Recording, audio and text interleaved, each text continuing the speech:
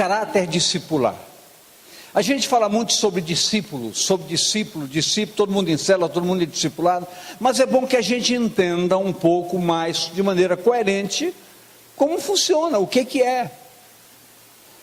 E para isso, vamos pedir ao Senhor a sua bênção. Pai, nós bendizemos o teu nome, damos graças porque podemos clamar ao Senhor através da ação do Espírito Santo de Deus, todo um foco diretivo, para que nós possamos aprender sobre as coisas que dizem respeito ao reino de Deus, coisa que efetivamente motiva o nosso caminhar, e quando cremos na razão da graça de Deus em Cristo Jesus, jamais sofreremos qualquer tipo de decepção.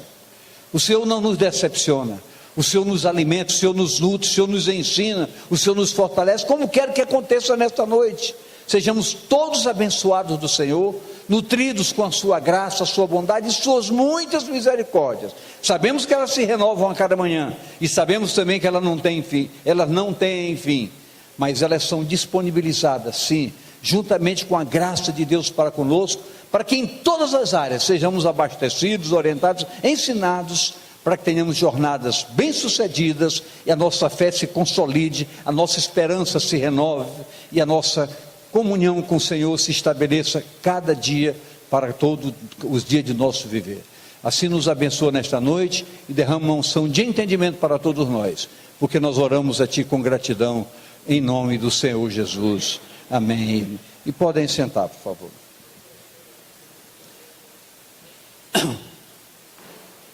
Discípulo tem a ver com aluno, estudante, e também no contexto igreja, tem a ver com, no caráter espiritual, tem a ver com área pastoral, área apostólica, a conotação de ser dos embaixadores e também ministros do Evangelho na sua essência.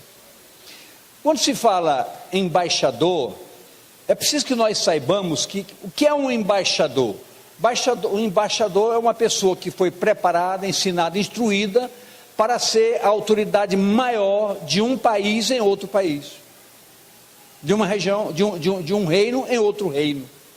Então, é como diz a palavra em 2 Coríntios capítulo 5 verso 20, 2 Coríntios capítulo 5 verso 20, de sorte que somos embaixadores da parte de Cristo, como se Deus por nós rogasse. Rogamos-vos, pois, da parte de Cristo, que vos reconcilieis com Deus. Quer dizer, que cada um assuma a sua postura nesse ministério de embaixador do reino, neste mundo que nós vivemos. É uma conotação forte, que desafia a mim e a você, mas sem entendimento nós não vamos a lugar algum. Isso não é uma titulação, isso é uma ação operativa, que precisamos ter como vida, testemunhando quem somos em Deus, no mundo em que vivemos. Então, na realidade, o que significa isso? Aqueles que são ensinados com propósitos definidos. Então, todos nós somos ensinados na configuração discipular para que tenhamos um propósito definido na nossa postura de como caminhar em cada dia, agradando a Deus nesse caminhar. Há textos fortes sobre isso. Vejamos um texto que está no livro do profeta Isaías, no capítulo 8, dos versos 13 até o 16. Preste bem atenção no 16, mas vamos ler os 13, 14 e 15. Ao Senhor dos Exércitos, a Ele santificai, falando conosco, e seja Ele o vosso temor, e seja Ele o vosso assombro. Então ele vos será santuário, mas servirá de pedra de tropeço, e de rocha de escândalo às duas casas de Israel, de laço e rede aos moradores de Jerusalém. E muitos dentre eles tropeçarão e cairão, e serão quebrantados e enlaçados e presos. Agora presta atenção: liga o testemunho e sela a lei entre os meus discípulos. Ou seja, que os meus discípulos não caiam nesses laços do engano e do tropeço, mas que tenham como foco o entender que a conotação discipular, o caráter discipular, é um caráter, acima de tudo, testemunial. O discípulo é aquele que testemunha de quem é o seu líder. Nós todos somos discípulos de quem? Do Senhor Jesus. Então nós temos que testemunhar essa condição que somos discípulos do Senhor Jesus, para que não caiamos em laços de tropeços, em laços de escândalo. Há no Evangelho todo um direcionamento sobre essa postura discipular. Eu tenho aqui anotado vários textos, mas eu não vou pedir que possamos todos os textos. Vou pegar alguns. Por exemplo, Mateus 14, 19. Mateus 14, 19. Que diz: tendo mandado que a multidão se assentasse sobre a erva, tomou os 5 pães e os 2 peixes, e erguendo os olhos ao céu, os abençoou. E partindo os pães, deu aos discípulos, e os discípulos à multidão. Então você vê que discípulo é um elemento que coopera na causa. Vê que o Senhor fez toda uma obra divina e entregou nas mãos do discípulo para que o discípulo compartilhasse com a massa. Então o discípulo é um ser extremamente útil, mas ele precisa estar sempre o quê? Disponível. Ele precisa estar disponível. Se ele não estiver disponível, ele não pode ser útil. Então é preciso que você saiba que o caráter discipular demanda uma disponibilidade para que sejamos sempre à altura de uma demanda que é extremamente interessante, o testemunhar e o cooperar em favor da causa do Evangelho. Outro texto, Marcos 4, 34. E sem parábolas, nunca lhes falava, porém tudo declarava em particular aos seus discípulos. Veja a prerrogativa de extrema importância do caráter discipular. O Senhor falava para as massas em parábolas, mas para os discípulos ele chamava reservadamente e lhe detalhava, ele lhe aclarava tudo. Por quê? Porque o discípulo precisava ser bem formado, bem ensinado, bem instruído. Para quê? Porque ele era um embaixador, ele era um representante do Senhor e teria que saber os detalhes para nutrir, para alimentar, para ensinar o povo. Eu teria aqui vários textos, eu vou dar uma puladinha. João 8,31. Eu vou até citar todos, se alguém quiser anotar, anote, só para conferir depois. Jesus dizia, pois aos judeus que criam nele, se vós permanecerdes na minha palavra, verdadeiramente sereis meus discípulos. O que é que se saca daí? O que é que se tira daí? Que o discípulo é aquela pessoa que nutre todo um compromisso com a palavra. É por isso que a palavra, ela não pode ser burlada. O que é uma burla? Burla é um engano. Então eu preciso ter consciência do que a palavra é, do que ela diz, para que como discípulo do Senhor, minha ministração, minha palavra jamais tenha subterfúgios, jamais tenha agregados que possam favorecer até um louvor a mim mesmo. Eu enriqueci a palavra, que cara inteligente, que palavra, que ministração. A ministração é a palavra. Então, que Deus é esse que nos dá uma ministração dessa? Devia ser sempre essa palavra.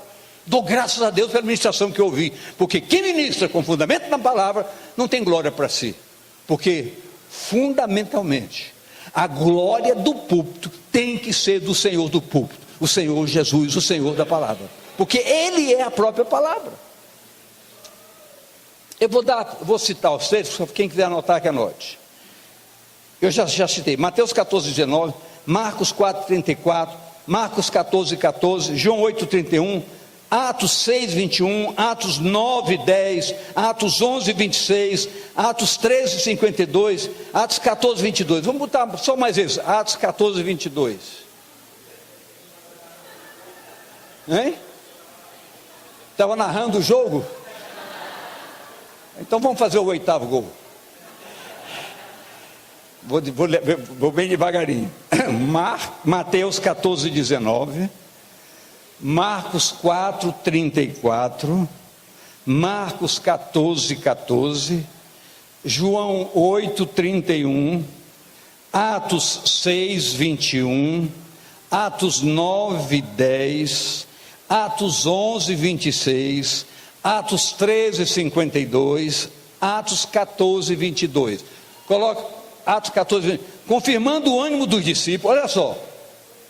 exortando-os a permanecerem na fé, pois que por muitas tribulações nos importa entrar no reino de Deus. Foi interessante separar esse para ler, porque mostra que o discípulo tem que enfrentar situações adversas e saber sobrepujá-las pela fé, confirmando o ânimo do discípulo, sempre animados, sempre convictos de que do Senhor vem a resposta no momento certo, na hora certa. A convicção de fé é a convicção que nos leva ao entendimento conceitual dessa fé, que é aquilo que não se vê, mas se espera. Então o momento pode estar adverso, pode estar até atribulado, mas a expectativa do discípulo é que a resposta certa virá do Senhor no momento certo. Então isso nos anima como discípulos. Então o discípulo precisa entender que a ele compete um elemento chamado perseverar. O discípulo tem que ser um perseverante, um firmado na rocha, independentemente de quaisquer circunstâncias. Os efeitos objetivos, para que a gente possa pegar, apalpar, sentir, tocar em algo dessa natureza, nós temos um texto que está em 2 Reis, no capítulo 5, que nos conta uma história extremamente interessante.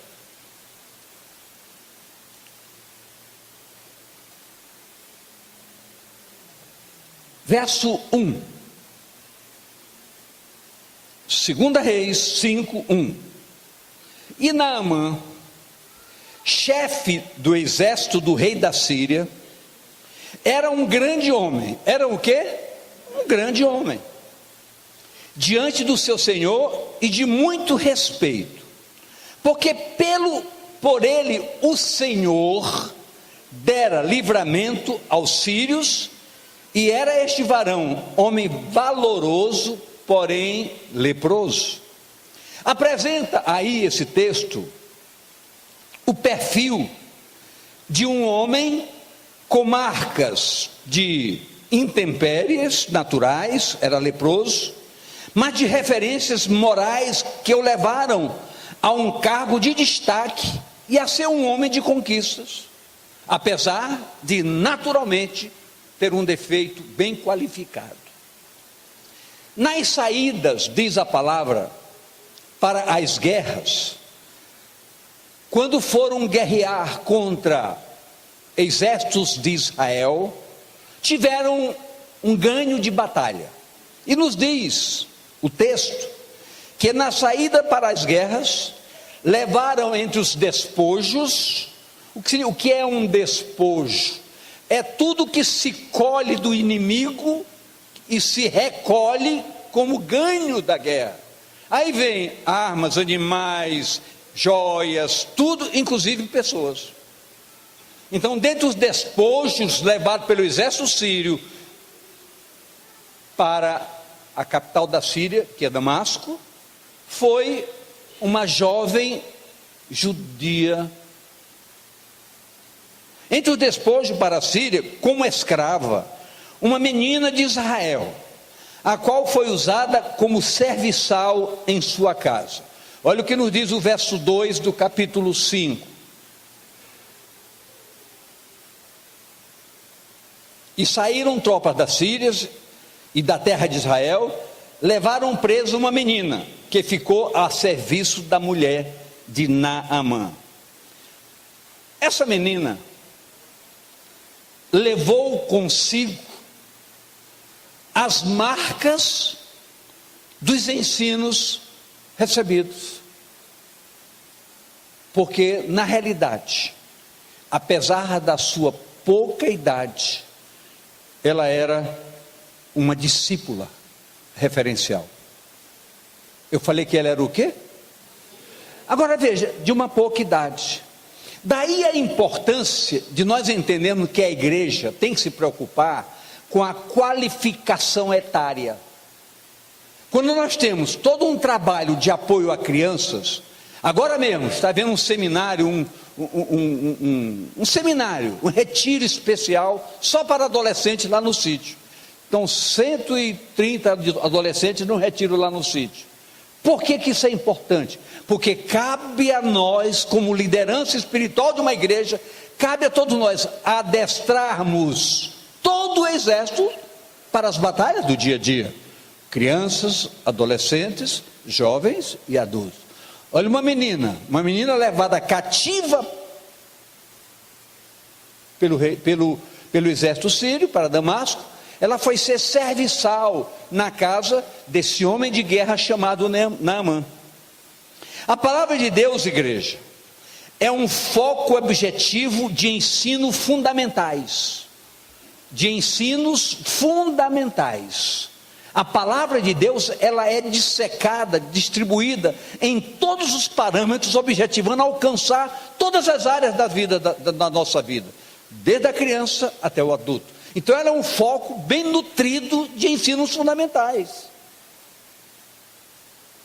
os quais precisam ser sacados, retirados na intensidade dos propósitos divinos. Por que propósito divino? Porque toda palavra de Deus tem um propósito, e ela diz na sua palavra que ela não voltará vazia sem cumprir os seus propósitos.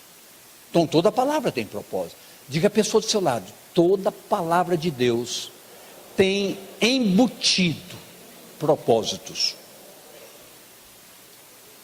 Mas esses propósitos só têm sentido quando eles são demandados, quando eles são desejados por nós. Daí a necessidade de instruirmos sobre a seriedade para com a leitura da palavra de Deus, porque nós temos que estabelecer propósitos para que a palavra de Deus cumpra esses propósitos em nossas vidas, fazendo com que abastecidos, todos nós abastecidos, possamos não só viver, como discípulos, testemunharmos aquilo que vivemos. E vivemos por quê? Porque queremos, porque gostamos, porque aceitamos. E vivemos por quê? Porque é o nosso compromisso, como discípulo, representando diplomaticamente o reino de Deus aqui na terra. Isso é a função exatamente daquela qualificação que eu falei sobre os embaixadores, 2 Coríntios 5, 20. Ora, essa menina, diante do quadro que presenciava, na intimidade do lar onde trabalhava, na intimidade da família que servia, percebeu ser seu amo um homem leproso. Obviamente que ele podia, talvez até no exército, não soubesse que ele era leproso, mas na intimidade familiar ela chegou a essa consciência, esse conhecimento. Então aí surgiu uma oportunidade, e a palavra de Deus nos diz que nós precisamos aproveitar as oportunidades. Quem é discípulo tem que estar sempre atento a oportunidades, porque essa menina fez. Colossenses capítulo 4, verso 5. Colossenses: andai com sabedoria, para com a questão de fora, remindo o tempo. Ou seja, essa menina usou de sabedoria para os que estavam alheios, para os que eram de fora dos princípios do reino. E a Bíblia diz que todo discípulo deve estar atento para andar com sabedoria. Por que que isso nos chama a um destaque? Porque apesar de repetitivos, nós temos que entender que ser repetitivo não é ser cafona, é ser coerente. Porque eu falo em ser repetitivo, porque é importante que nós entendamos que, como discípulos do Senhor Jesus, todos nós temos obrigação de sermos diferentes. E a diferença está em não fazermos coisas que muita gente faz, em não participarmos de coisas que muita gente participa, não aceitarmos coisas que muita gente aceita. Nós somos diferentes, nós somos discípulos. Diga a pessoa ao seu lado: nós somos discípulos. Então, como discípulo, nós temos que ter parâmetros diferentes, como discípulo. Olha que nos diz o verso 3.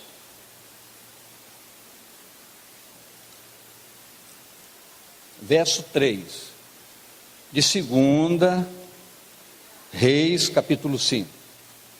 E disse essa menina à sua senhora, à sua patroa, para a linguagem mais perceptível por nós: tomara, quem dera, que o meu senhor estivesse diante do profeta que está em Samaria. Quem dera, ele o restauraria da sua lepra. Olha a convicção dessa menina. A Bíblia não falou que essa menina um dia foi doente, foi curada. Não, era uma jovem. Se ela estava como serviçal, ela era uma jovem sadia. Então ela disse logo: quem dera que o meu senhor Naamã estivesse diante do profeta de Deus lá na minha terra, lá em Samaria. Ele o restauraria da sua lepra, ele o curaria em nome do Senhor. Olha o que é uma convicção de fé, olha o que é uma representação, olha o que é uma diplomata com consciência. Ele faria isso se esse homem leproso chegasse diante do profeta do Senhor lá na minha terra, em Samaria. O meu profeta oraria ao Senhor e esse general ficaria curado. Isso é uma atitude de quê? De coerência de um discípulo que conhece o seu discipulador.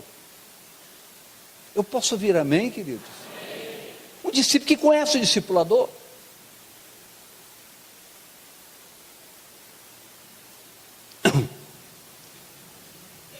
A sua atuação revela seu aprendizado na dinâmica do seu dia a dia em Israel.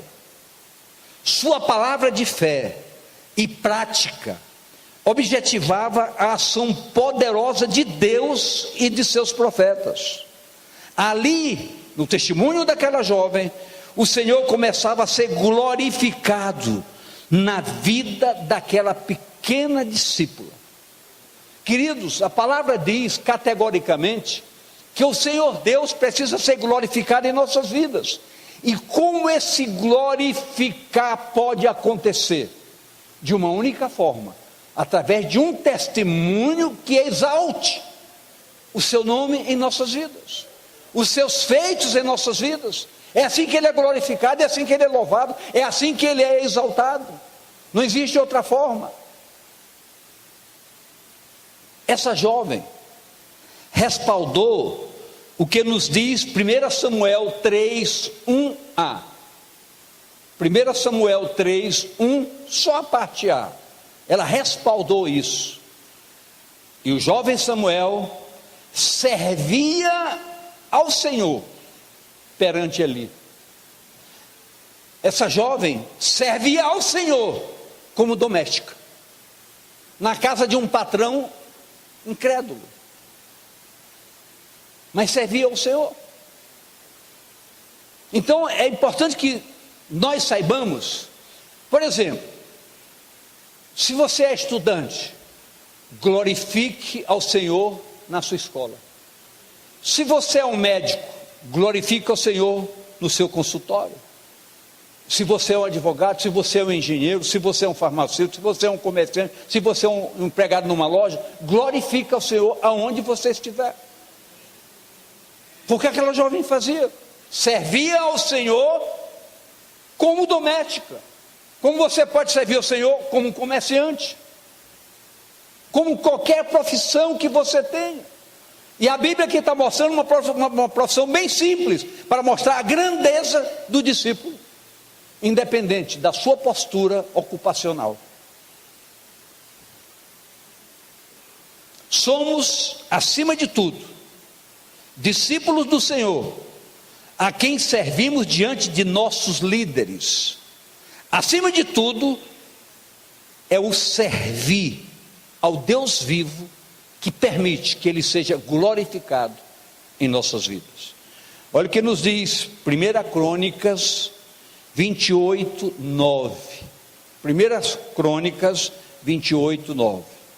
E tu, meu filho Salomão, conhece o Deus de teu pai, serve-o com um coração perfeito e com uma alma voluntária.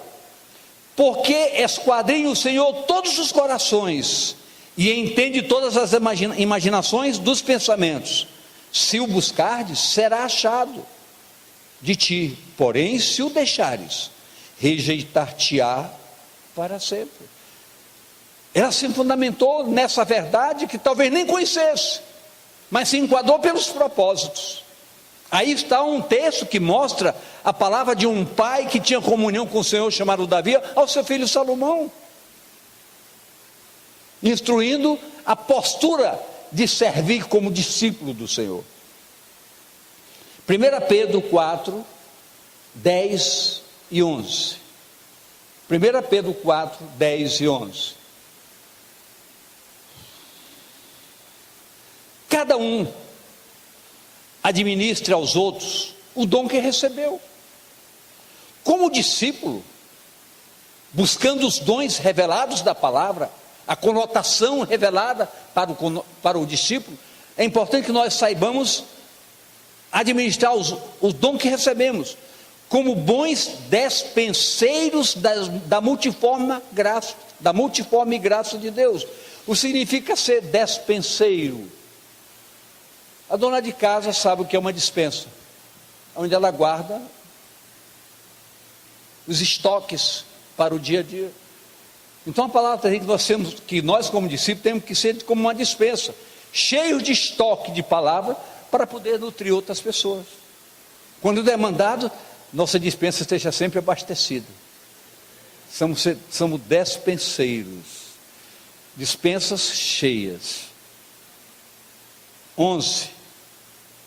Se alguém falar, fale segundo as palavras de Deus. Olha a postura do discípulo. Se alguém administrar, administre segundo o poder que Deus dá, para que em tudo Deus seja glorificado. Deus seja o quê? Está vendo aí a palavra do desafio novamente? Por Jesus Cristo, a quem pertence a glória e o poder para todo o sempre. Amém. Então nós estamos vendo que a palavra está nos abastecendo de todos os aparatos necessários, para que nós entendamos que quando nós implementando com seriedade a estratégia que nós estamos usando do MDA, que faz do discipulado um instrumento precioso, então nós estamos procurando levar a você. Eu só lamento esse dia de esvaziamento, mas poderemos repetir essa palavra outra vez, porque é importante esse entendimento sobre a configuração discipular, é muito preciosa para todos nós. Observamos que não há nenhum destaque, aqui no caso, da ação da esposa de Naamã. Não houve destaque. Contudo, fica clara que a sua atuação foi muito sábia. Porque até talvez por normas da casa, a secretária não se dirigia ao patrão, mas ela foi através da esposa. Ah, minha senhora, você já ouviu o texto, se meu patrão estivesse diante do profeta que está em Samaria, ele seria curado da sua lepra. Não se fala, a Bíblia não mostra, mas com certeza, aquela esposa, depois chegou ao marido e foi dizer: olha, a jovem que trabalha aqui me disse que se tu fosses à presença do profeta que está em Samaria, tu ficarias curado dessa lepra. Ela teve uma ação de sabedoria, sem propagações, foi muito sábia. Talvez até ele dissesse na hora: que profeta nada, meu marido vai, quem sabe, ela tem razão. Por que ela diria isso? Ela falou com tanta convicção, que eu fosse você, eu iria. O que você vai perder? Querido, nós temos que saber, o discípulo tem que ter. Eu queria que você dissesse comigo: eu como discípulo preciso ser astuto, ter astúcia para tudo, saber falar no momento certo, na hora certa. A Bíblia diz que a mulher sábia é dificular, a mulher sábia é aquela que fala na hora certa. Mas temos que falar fora de hora. Falam fora de hora, tem que falar na hora certa, só na hora certinha, não é, dona Dilma? Na hora certinha. Não, também não, só.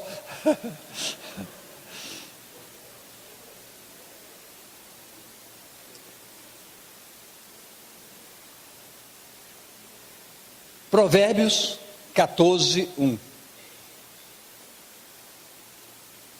Toda mulher sábia edifica sua casa, mas a tola derriba com suas mãos.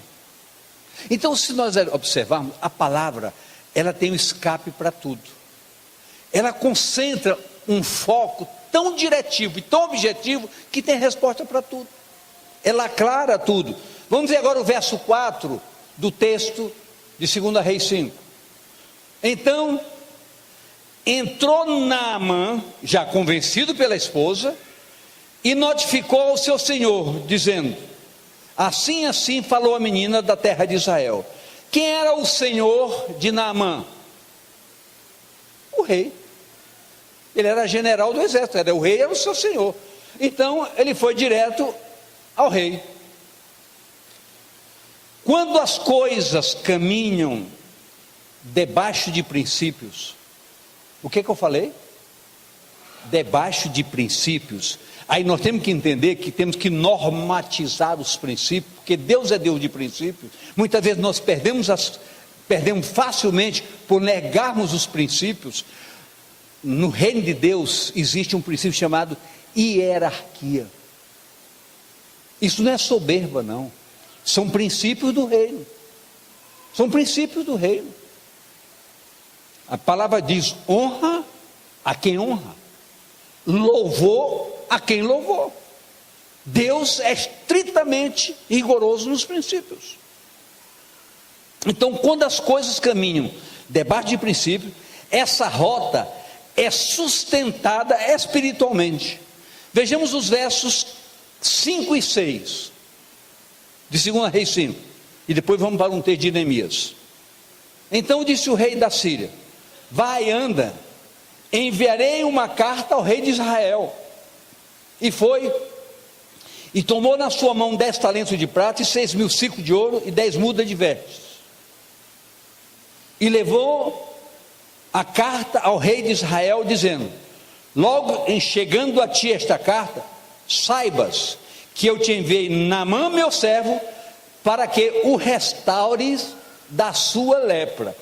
Essa correspondência foi um pouco equivocada, causou um certo tumulto, porque de rei para rei, o rei da Síria mandou o rei da Síria mandou uma carta ao rei de Israel dizendo: restaura Naamã. Restaura Naamã. Queridos, vamos ler Neemias 2, de 1 a 8. Neemias 2, de 1 a 8. Sucedeu, pois, no mês de Nissan, no ano 20º do rei Artaxerxes, que estava posto vinho diante dele. E eu tomei o vinho e dei ao rei, porém nunca antes estivera triste diante dele. E o rei me disse: por que está triste o teu rosto? Pois não estás doente? Não é isso senão tristeza de coração? Então temi muito, em grande maneira. Por que Neemias fez isso? Estava diante do rei. Apesar do rei abrir esse espaço, ele temeu, porque o rei conversando com ele, perguntando por que ele estava triste, e disse ao rei: viva o rei para sempre. Como não estaria triste o meu rosto, estando a cidade e o lugar dos sepulcros de meus pais assolada, e tendo sido consumida as suas portas a fogo? E o rei me disse: que me pedes agora?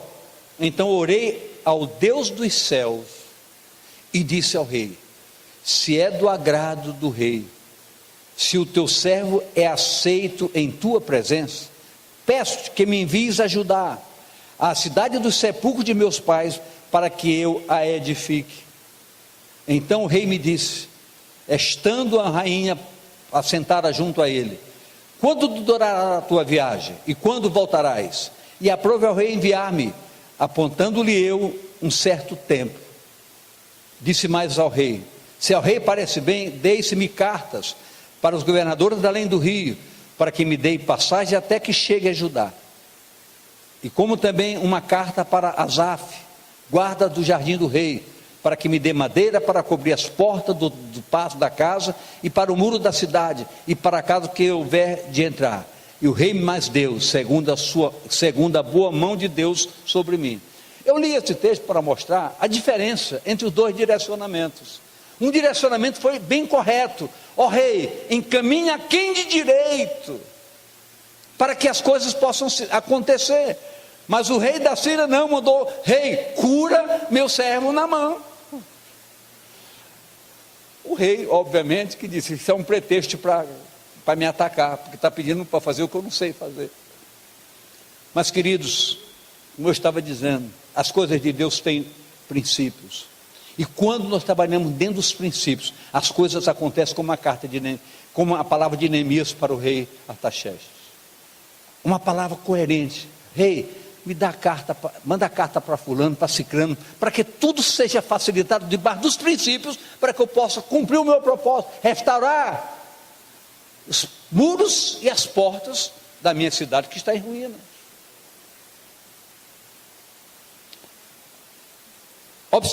Observamos que houve um sequencial gerando um abrir de portas. Qual foi o sequencial? A jovem serviçal para a esposa para o seu marido, e o seu marido para o rei. Mas a vaidade do soberano foi manifestada. Contudo, o projeto divino, apesar daquele rei se sentir chocado com aquela palavra, quando estamos dentro do propósito de Deus, nenhum bloqueio acontece. Deus providenciou para que as coisas acontecessem como era o projeto divino. Operando, como diz a palavra em Isaías 43, operando Deus, quem impedirá? Ninguém. Apesar de toda a vaidade do soberano da Síria, aliás, o soberano de Israel, contudo o projeto divino prevaleceu. Vejamos o que nos diz os versos 7 e 8 do capítulo 5. E sucedeu que, lendo o rei de Israel a carta, rasgou as suas vestes e disse: sou eu Deus para matar e para vivificar? Para que este envie a mim, para que eu restaurar um homem da sua lepra? Pelo que deveras notai, peço-vos e vede que busco essa ocasião contra mim. Sucedeu, porém, dentro de uma ação divina, que ouvindo Eliseu, a fofoca saiu do reino, chegou até o ouvido de Eliseu. Porque no reino tem fofoca, tem gente por detrás das portas, fofocando. Chegou até Eliseu, homem de Deus, que o rei de Israel rasgara as suas vestes, mandou dizer ao rei: por que rasgaste as tuas vestes, rei? Deixai-o vir a mim, e saberá que há profeta em Israel. Isso é uma convicção plena de uma igreja séria. É preciso que a pessoa saiba que aqui a oração tem efeito, que aqui a palavra é ministrada com fundamentos, que aqui se trabalha com o evangelho verdade, que aqui o púlpito tem um ser glorificado, o Senhor Deus, que aqui todo mundo ministra a palavra viva, a palavra de Deus sem reservas, sem querer agradar ninguém, quem quer que seja. A palavra chegou até o profeta Eliseu. A rota divina não pode ser minada quando os princípios são estabelecidos de maneira correta. A coisa correu estabelecida da jovem para a esposa para o marido para o rei para o profeta, e o profeta para o rei dos reis. E a coisa teria que acontecer. A providência era que Eliseu estivesse no lugar certo e na hora certa. A providência divina permitiu que Eliseu estivesse no lugar certo, na hora certa. Um estágio à frente. Vamos ler dos versos 9 ao verso 12 do texto base. Veio, pois, Naamã com seus cavalos, com seus carros, e parou à porta da casa de Eliseu. Então Eliseu lhe mandou um mensageiro. Só um minutinho, por favor. Lhe mandou um mensageiro, dizendo: vai, lava-te 7 vezes no Jordão, e a tua carne te tornará, e ficarás purificado. Quantas vezes? 7 vezes.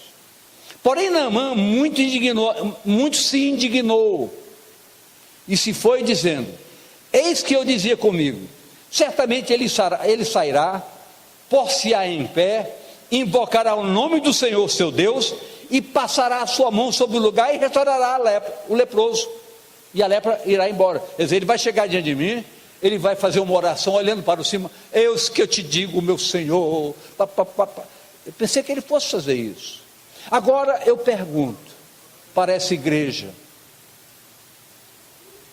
ele fez isso? Ele fez isso? Ele fez isso? Pois eu quero dizer para vocês que fez. Ele não fez na presença de todo mundo, mas quando ele soube do fato, ele disse: pode mandar via mim. Ele se preparou diante do Senhor. Tenha certeza disso. O profeta tem relacionamento com o seu Deus. Ele não expôs, ele não se expôs, ele não fez uma festa, ele não fez um discurso, ele fez uma ação de fé. Não são porventura Abana ou Abana e Farpá, rios de Damasco, melhores do que todas essas águas de Israel, do que esse Jordão? Não me poderia eu lavar neles e ficar purificado? E voltou-se e se foi com indignação. Mas no texto que nós lemos a princípio, falou que Naamã era o quê? Um general de exército. Esse general, com certeza, para galgar a posição que ele estava, ele era um homem que dava ordens, que formava um plantel de discípulos também nas escalas inferiores, dentro da hierarquia que compunha o exército da Síria. Então ele adestrava os seus soldados, ele era um discipulador de soldados.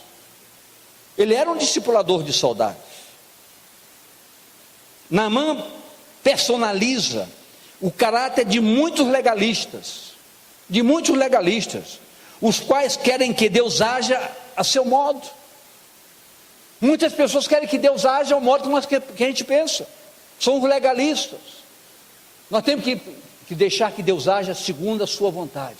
E a Bíblia diz: minha vontade não é a vontade de vocês, minha maneira de fazer não é a maneira de vocês, minha maneira de pensar não é a maneira de vocês. Nós temos que nos adequar ao processo divino, e não o processo divino se adequar ao nosso entendimento. Mais uma vez entra em cena a instrumentalidade discipular. Mais uma vez, olha o que nos diz o verso 13. Então chegaram-se a ele os seus servos e lhes falaram, e disseram: meu pai, se o profeta te dissesse alguma coisa, porventura não farias? Quanto mais dizendo a ele: lava-te e purificarás purificado. Por que não obedece? Olha os discípulos dizendo: Senhor, meu Senhor, é coisa tão simples, mergulha. Se ele te desse uma coisa difícil, tu não ias procurar fazer? Mergulha. Então, o verso 14: então desceu e mergulhou no Jordão 7 vezes, conforme a palavra do homem de Deus, e a sua carne tornou como carne de um menino, e ficou purificado. 1 Samuel 15, 22. 1 Samuel 15, 22. Porém Samuel disse: tem porventura o Senhor tanto prazer em holocausto e sacrifício, como em que se obedeça a palavra do Senhor? Eis que obedecer é melhor do que sacrificar, e o atender melhor é do que a gordura de carneiros. Os resultados falam mais que palavras. Por fim, igreja, quero dizer a vocês os versos 15 a 19 do texto base. Então voltou o homem de Deus, ele e toda a sua comitiva, e veio e pôs-se diante dele, e disse: eis que tenho conhecido em toda a terra que não há Deus senão em Israel. Agora, pois, te peço que tomes uma bênção do teu servo. Porém, ele disse: vive o Senhor, em cuja presença estou, que não a tomarei. E instou com ele para que a tomasse, mas ele recusou. E disse Naamã: seja assim contudo, dê-se este a teu servo uma carga de terra de um jugo de mulas, porque nunca mais oferecerá este teu servo holocausto nem sacrifício a outros deuses, senão ao Senhor. Nisto perdoe o Senhor o teu servo, quando meu senhor entrar na casa de Rimom, para ali adorar, e ele se encostar em minha mão, e eu me tenha que encurvar na casa de Rimom. Quando assim me encurvar na casa de Rimom, nisso perdoe meu senhor o teu servo, porque eu estou me curvando diante de um Deus que agora que eu reconheço, que é o único e verdadeiro Deus. Eu quero dizer para essa igreja, que um discípulo trabalha desta maneira, glorifica a Deus, e Deus é reconhecido aonde quer que nós andemos, pelo nosso testemunho, pela nossa palavra e pelo nosso compromisso com a verdade do Evangelho. Fique de pé em nome do Senhor Jesus. E